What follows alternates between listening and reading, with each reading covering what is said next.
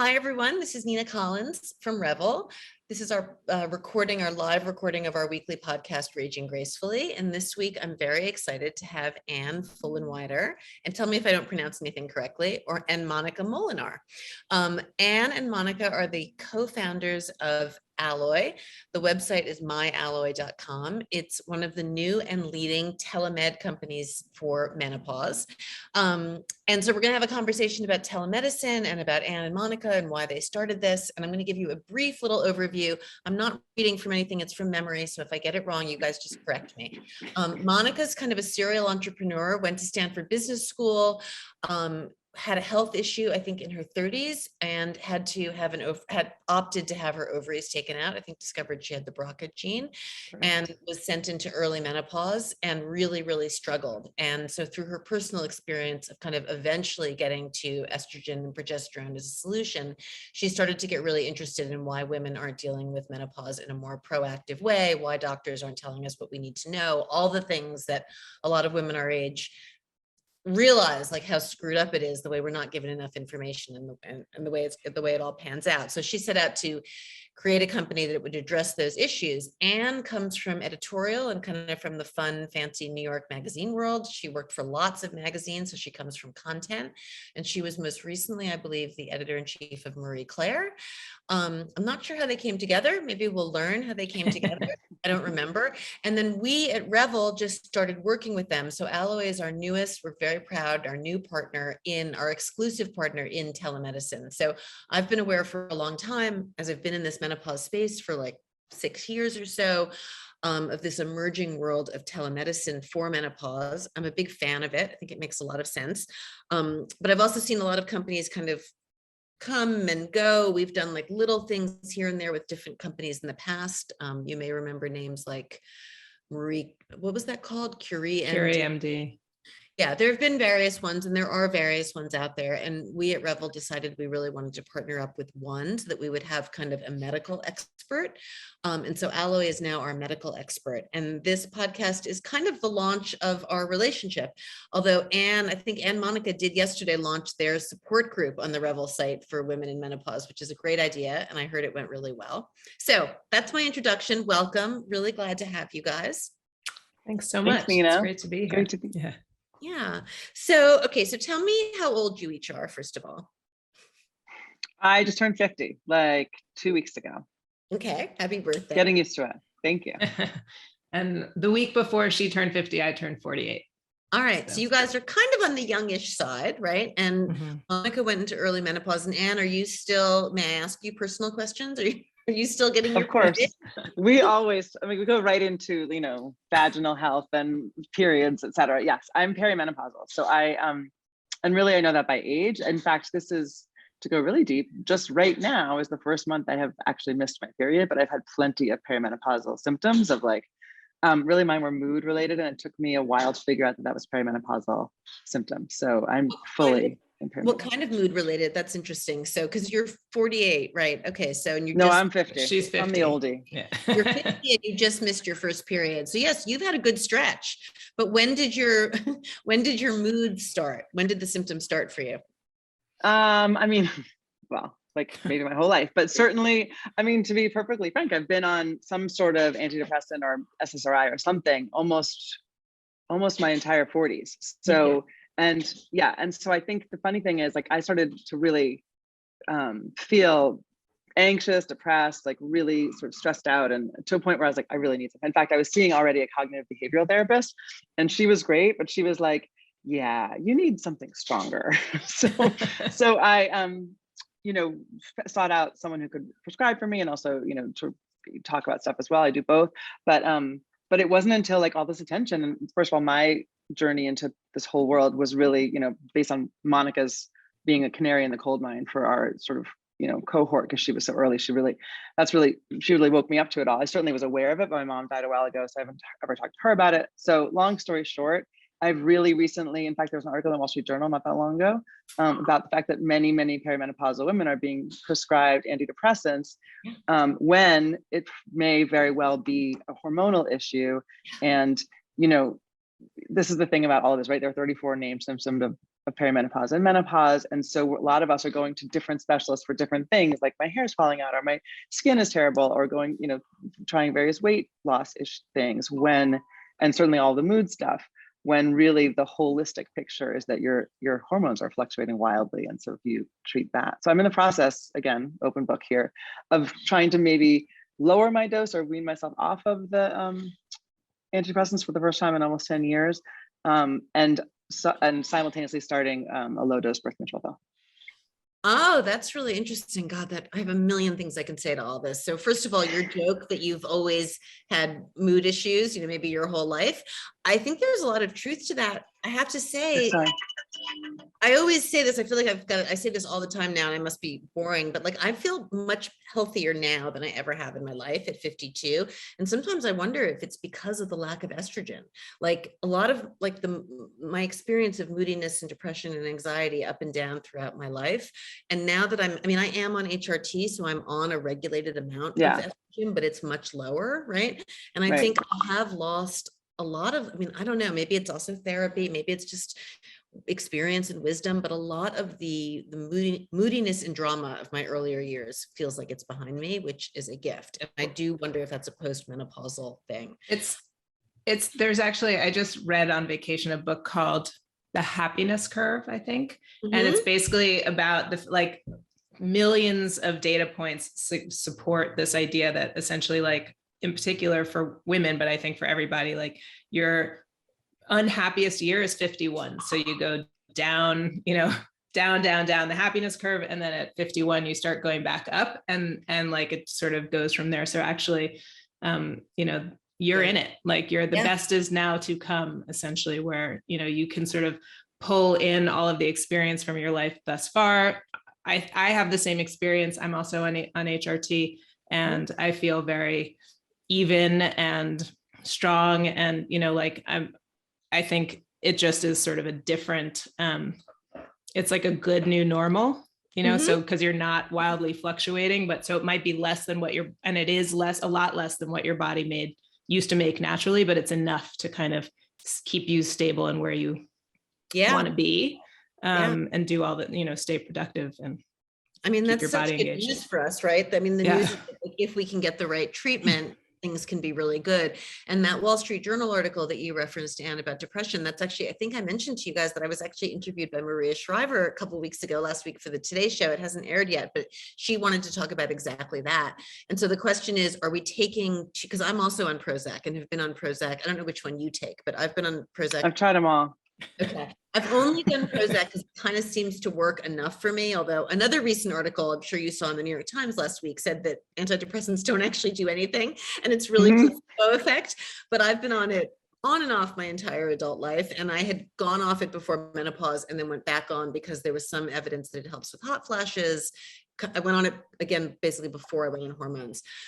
So part of what I always get to this place in this conversation, which is that it's so fucking confusing, all of this, because like you, Anne, at 50, are saying you're going on birth control pills, which often when a woman goes to her doctor for the first time with menopausal symptoms or perimenopausal symptoms, usually what they say is they offer you trazodone or some sort of sleeping pill, and they offer you maybe antidepressants and maybe birth control pills. So why birth control pills at this stage as opposed to hormones? Are you not ready for HRT? So honestly, our chief medical officer at Alloy, who we should really just give huge props to, and who I hope you'll have on the podcast next time, Dr. Sharon Malone, who is amazing. We found her by listening to her speak with Michelle Obama on Michelle Obama's podcast 2 years ago. And exactly right, we had been so confused, even as people researching how should we start a company in the menopause space, we're still kind of confused about all of it. And the way that Dr. Malone really explained it all was so clarifying and helpful and easy. It made it seem easy. But it's her advice, really. My gynecologist has retired. I have yet to find a new one. If anyone has any recommendations in New York City, please let me know. But her advice basically is that while your period is, because I've still 11 periods the past 12 months. So when you're still menstruating at that rate, her recommendation is to regulate the cycle is a birth control pill. And I'm really excited because also the other thing that's happened in perimenopause is that my menstrual cramps have gotten debilitating. Like, it's so crazy. at the shorter periods, but like I basically have to take the day off and just pound Advil, and it's like I'm 15 again or something. Oh, that's awful. So I never had cramps. It's so individual. So it's kind of mad because there's no one answer. But basically the scientific reason behind that and why it's not sort of Sharon's opinion, Dr. Sharon's opinion, how we commonly call her, but sort of the greater medical opinion, because when you're perimenopausal, you still can get pregnant. And you need cycle control because your hormones are going up and down. And so that is what is causing a lot of the symptoms like hot flashes and night sweats and mood ups and downs. And so if you only would take menopausal hormone treatment or hormone replacement therapy, it's about a quarter of the dose. So it won't regulate your cycle and it won't protect you from getting pregnant. But it's the same basic ingredients, essentially. Menopausal hormone treatment is bioidentical, plant-based, sort of what's called, is a more natural estradiol than birth control pills, which are typically made with a synthetic estrogen and progestin, but it is the same molecule pretty much, and does the same thing. But when you're still menstruating, you need more estrogen and progesterone to regulate your menstrual cycle.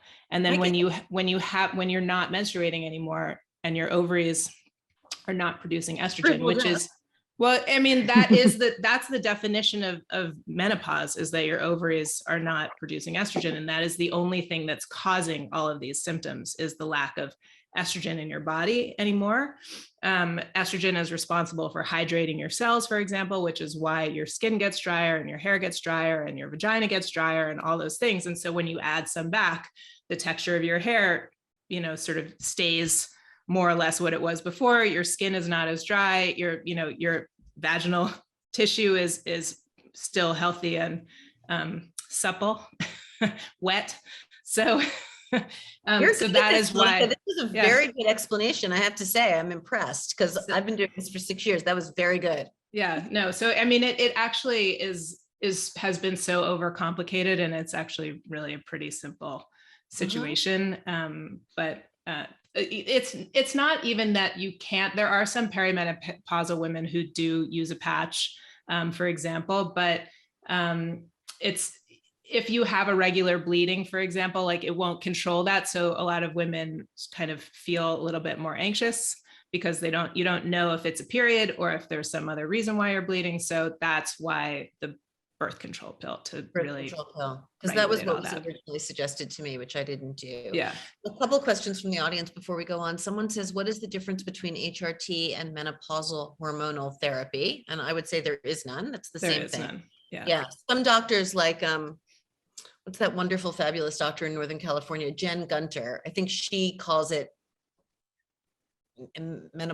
she doesn't call it HRT. I think some people don't like the word replacement because it suggests that we're missing something that we need. Although we are missing something that we need. So I don't personally have any problem with replacement, but that's why it was changed to menopausal hormone treatment instead of. Oh, that's really interesting. I think that's silly. I mean, we are replacing something we need.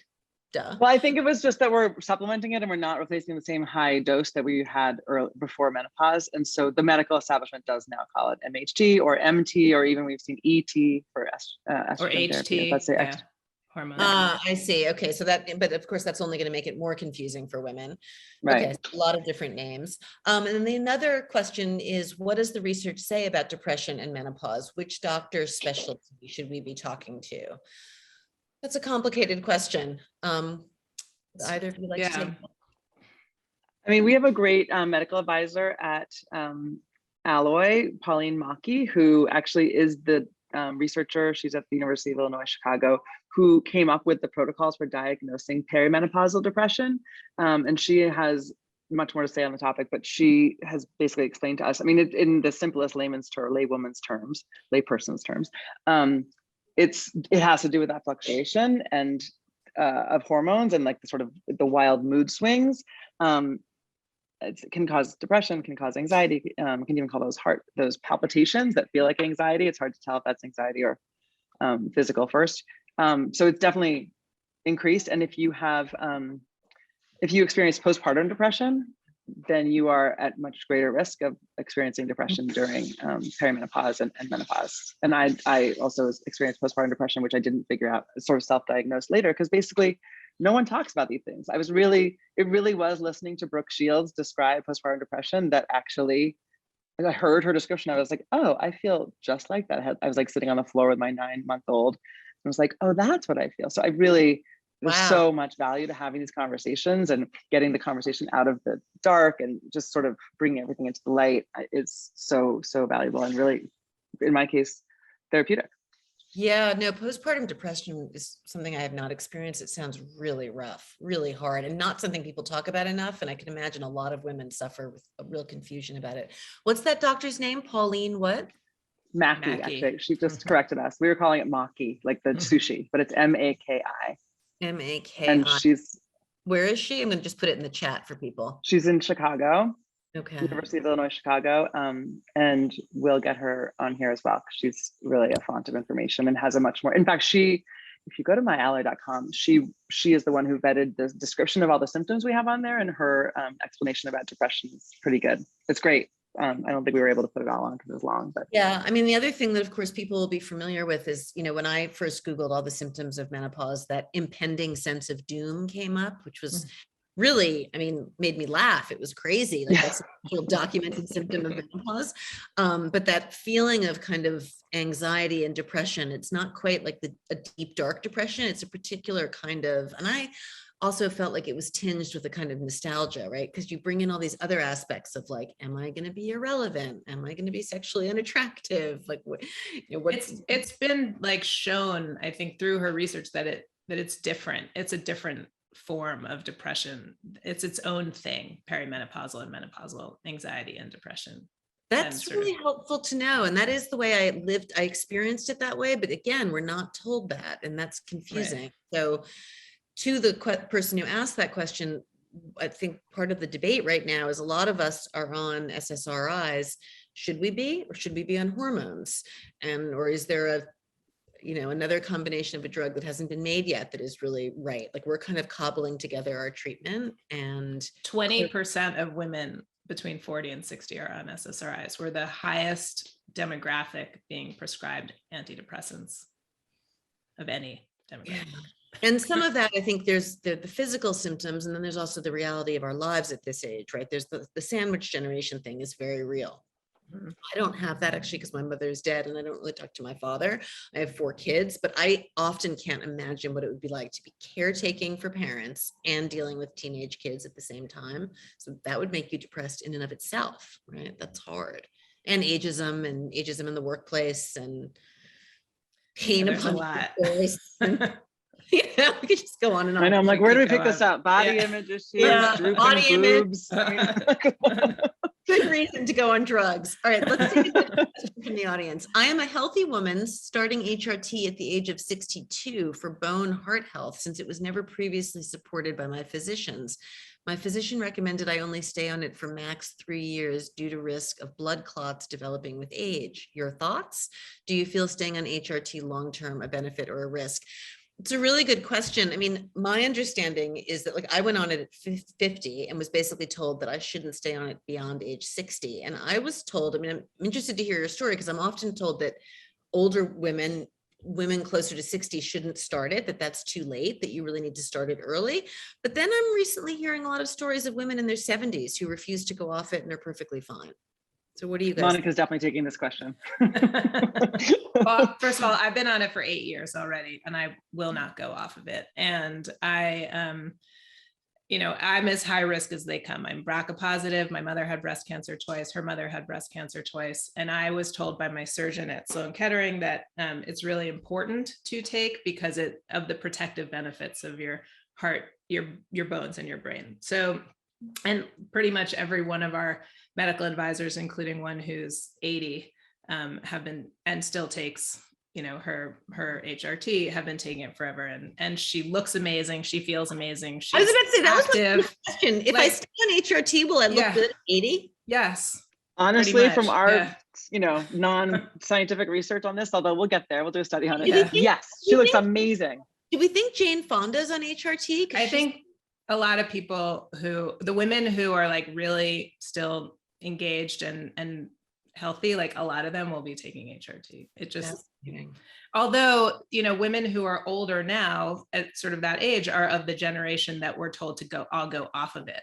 So there are fewer women, that are on it than could be, and that certainly were at a point in time. Before 2002, it was the biggest selling prescription, or the most prescribed drug. I hate calling it a drug because it's really not, but the most prescribed prescription in the United States. And what's really interesting, I don't know if you've been watching. Hold on a second. Was hormones? Was estrogen. Estrogen. Yeah. Wow. And that's most prescribed across men and women. Like it was just, So, and we can, it's a big can of worms to open, but 20 years ago, exactly, a study came out called the Women's Health Initiative. It was actually, the study had been going on for a long time, but it was abruptly stopped, and there was a press conference, and basically the idea that this is dangerous was put out into the ether, and has really since then been walked back completely by the entire medical establishment. However, there's a very, very small population of women for whom this is risky. For the vast majority of healthy women, hormones are an option, including those who have been told previously they're not. Again, we're not doctors, but the sort of PR problem of menopause and hormones began exactly 20 years ago. There's it's before that, it was literally considered a miracle solution, fountain of youth. There was sort of a controversial but sensational book called Feminine Forever that came out, I think in the 80s or 90s. I forgot about that. That this was to keep women sexy and young forever, which is not our goal. We just want to feel great and do the stuff we want to do, including feel sexy and great if that's what you want to do too. But anyway, so 20 years ago is when this whole thing became such a controversy, and when frankly that sort of left open the idea that you can do all this natural stuff, some of which helps, but mostly what helps is the phytoestrogens, or that you need this super fancy, expensive concoction of very specific tailored hormones to you. That also works because it's replacing or supplementing your natural hormones. But this idea that this is complicated, as Monica said earlier, is just detrimental to women's health. And in fact, what's the medical term? All-cause mortality in women who are on estrogen is lower than all-cause mortality than women. Women. That ALLCAUs, all mortality all from all causes. Yeah. So again, all-cause mortality is lower for women on hormones than women not on hormones. Yes, basically the overall damage to women's health, and this has been published in the New England Journal of Medicine. It's not anyone's here's opinion. The overall detriment to women's health as a whole, since that study came out, has been, it's been harmful. Yeah, so it makes me feel pretty good. But so to address your question about how long to stay on it, what happened with that study was that the people who were in it, the women who they studied, were an average age of more than 10 years out from their natural menopause. So I think the average age was 63.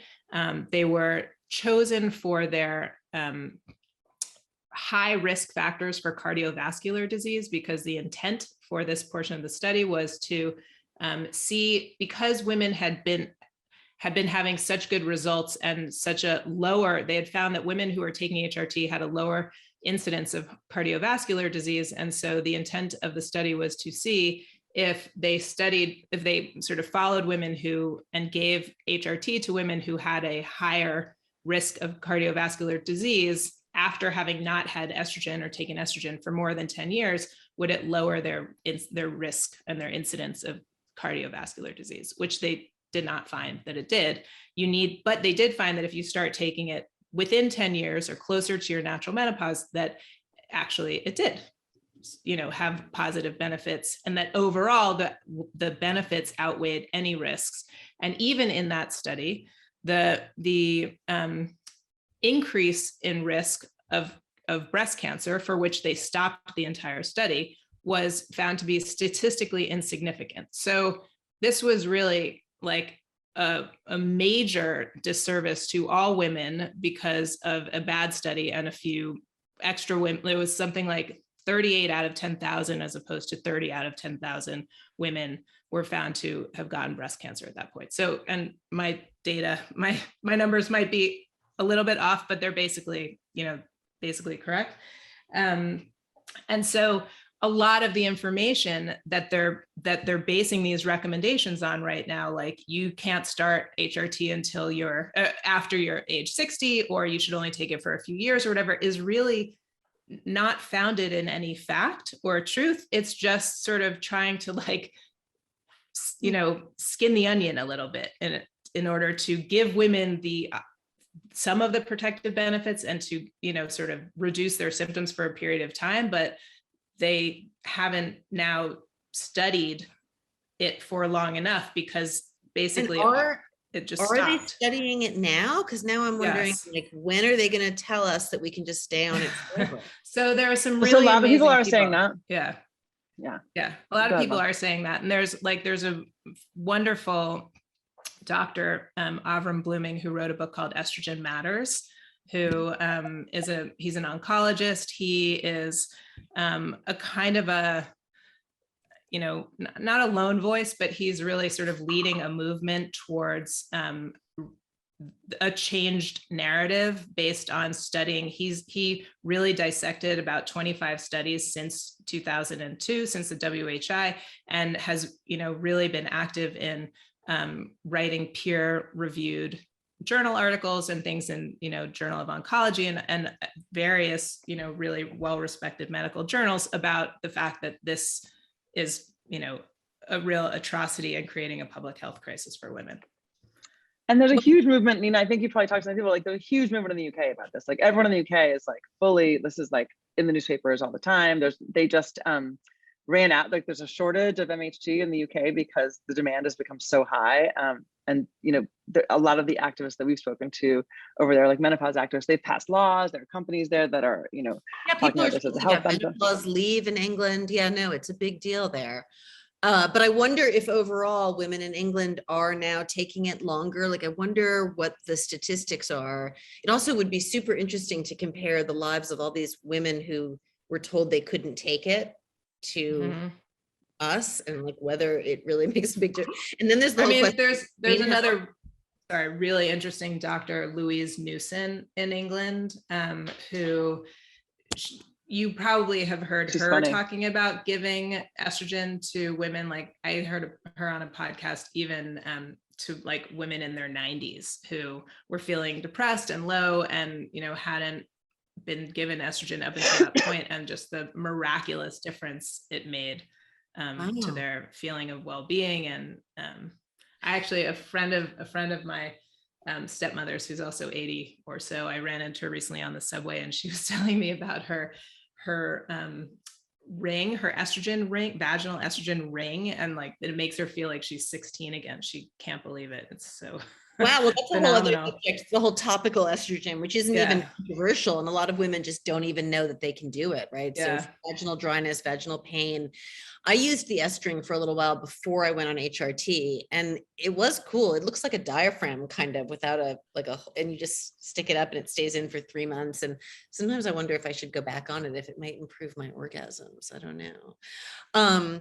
Probably not, but testosterone is sort of, that's a whole other next conversation that we need to have. I'm very tempted a little bit by the testosterone thing, but then most doctors tell you it's, very, very bad for you. They don't know how to prescribe it. I can't tell you how I've been actually trying to get a prescription. It's impossible, even when you I know a great woman that we interviewed. She's really a character. I'm going to blank on her name.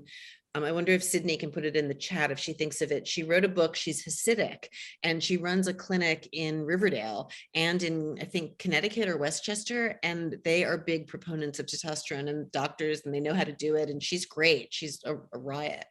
It's supposed to be really good for libido, but not great for hair. But not great for hair, right? And who wants more hair? I know, it's such a balance. It makes you lose hair on your head and get a little more hair in your. I mean, if you, we don't know you can dose it. Yeah. My libido, my like interest in sex is completely fine. And my libido is fine actually, but my orgasms are not as good. That's the one thing I think I haven't cracked. Like I feel good otherwise. I like the HRT, and I think a lot of women talk about just the sensation just goes down a little bit in orgasm. And so that's why I sometimes wonder, like maybe if I was doing topical estrogen, would that help? I don't know. We've also It's heard definitely about, something, a symptom that we, sorry. go ahead, Juan. No, it's something that we're thinking about and looking into. And we have another really amazing medical advisor, Cheryl Kingsburg, who's from Cleveland, I think, who's like, a North American Menopause Society rock star, and she's awesome. So we have to get her Sex on expert here as well. Yeah. Yeah, I would love the person to ask. Yeah, that'd be really helpful. All right, so we should wrap up in the next few minutes. So let's talk about what Alloy does and how people can find you and what they can get from you and what your whole vision is. So our vision is bigger than what you can get right now. Yeah. Our vision is to be your go-to source for everything you need after 40. I mean, really, like anything that I saw in the chat actually, or in the Q&A, something, someone calling this midlife hormonal transition, which I love. So we're sort of like really all about that and everything that happens after you. So medical, yes. And we have telehealth, and you go to myalloy.com and you fill out the medical assessment. We have menopause trained doctors going through assessing and then prescribing various, so you can get estrogen and progesterone in pill form, in patch form, in vaginal cream. We also have a probiotic. We haven't talked about the microbiome at all, but it declines drastically as you get older. Conversation that we need to have. Yeah. Yeah. So we'll just have to come back, Nina. Yeah. And so our sort of, we've only been around since November 15th. So we wanted to get help to women as quickly as possible. And so that's what we launched with. We also, though, completely believe in a holistic approach to this phase of life. So we are launching other pieces of the puzzle in the next few months, which we can talk about later, but we really sort of, Monica's really deeply into nutrition and makes her own sauerkraut. And I'm really dedicated to the mental health piece of this. We love to talk about sexual wellness and all the different things that can help with that. Cheryl Kingsburg has like a toy chest of treasures that she sort of brings out. And so we're really like looking to expand our offering altogether, but mostly we really want everyone in this phase of life to know that they're not alone. In fact, they're like, we're all in it together. Yeah, and everything you talk about is so important because it's all a piece, right? It's like the nutrition and sex and mental health, and they are all actually like manageable, but we do need to talk about it and get answers. And I love that you make your own sauerkraut. I've gotten really into kimchi. I love kimchi. I love kimchi. Although, I was just diagnosed with osteopenia, which I hear is now really, really common for women our age. So, but they told me to eat more calcium. I'm like, honestly, all I eat is like salmon and kale and kimchi. Like I eat so well now, and quinoa, and I don't know how to have more. Interesting. I want to get to this last question because it's a good one. Someone says, I read a book that says that everyone, men and women alike, should be on small doses of progesterone for anti-aging for life. I hate taking it, she says. Is there a reason to take that too? Well, I mean, I should say that if you're taking estrogen, you should be also taking progesterone, unless you've had a hysterectomy. Correct. It's essential to protect so that the lining of your uterus doesn't go crazy. I don't know about just taking progesterone. Does anyone do that? Yeah, I don't, it's not what has been sort of recommended in the, by the medical authorities and sort of the experts on menopause as a thing. So yeah, so I'm not sure about that. Basically, my sense to the person who asked this question is that if you're taking progesterone, you're also taking estrogen. They go hand in hand.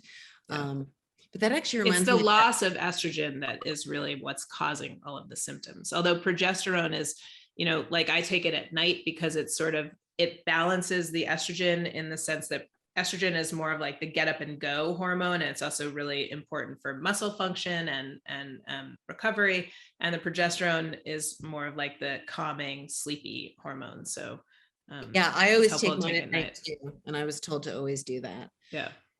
What this question reminded me of for some reason, do you guys know that drug that diabetes drug that people take that now people think might be the wonder drug? What's it called? No, but perhaps we need to start selling it. Yeah, there's this drug. Someone in the audience asked for the website name, so we'll put that in the chat. And hold on, I'm going to look up the It's myalloy.com. diabetes drug. Metformin. We need to have a conversation about metformin at some point, because that's the drug that like people are saying might like prevent us from getting cancer, and it helps us lose weight. And I'm kind of curious about people using metformin in general. So anyway, I want you We guys have to get Sharon, Dr. Sharon. Yeah, we have to ask on Dr. that. Sharon. Yeah. And We ask her everything now. Yeah. Dr. Sharon is going to be doing an event tomorrow and hopefully monthly going forward. And we're really excited about it. She's a superstar. She's apparently Michelle Obama's gynecologist, and she has her own podcast, and she's really, really smart. And I'm just really very excited to have her on the platform and to be working with her through you guys. So yeah, everyone check out myalloy.com. I love this conversation, you guys. We have so many more things we can talk about. So I know, this has been really fun. Thank you. Yeah, and I'm going to have a drink with you tonight. I'm actually going to get to meet you in person in like a couple hours. I'm very excited. So, all right. Thank you for listening, and we'll see you next time. Thanks, everyone. Bye. Take care. Bye-bye.